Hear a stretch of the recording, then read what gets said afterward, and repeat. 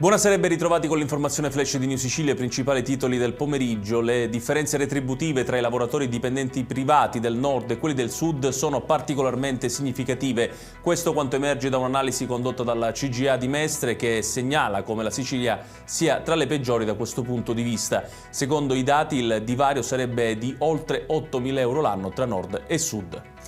Un trentenne è stato trovato senza vita in un casolare abbandonato vicino alla stazione ferroviaria Vittoria, nel Ragusano. Il giovane, originario di Modica, viveva insieme al padre, mentre la madre era deceduta qualche tempo fa. Gli inquirenti stanno adesso valutando l'ipotesi dell'autopsia. Una donna che cercava di portare 30 grammi di hashish nel carcere Lorusso Pagliarelli di Palermo è stata arrestata dagli agenti penitenziari. La droga nascosta sarebbe stata passata a un parente detenuto durante un colloquio. A dare la notizia il Sindacato Autonomo di Polizia Penitenziaria.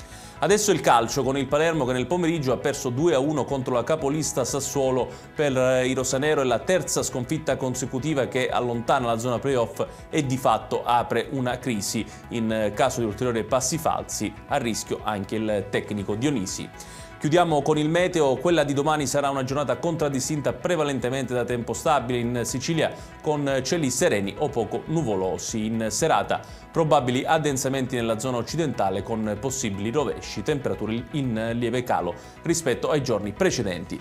Ed è tutto per questa edizione. Tutti i dettagli su queste notizie li trovate come sempre sul nostro sito www.newsicilia.it. Grazie per averci seguito e buon proseguimento di serata.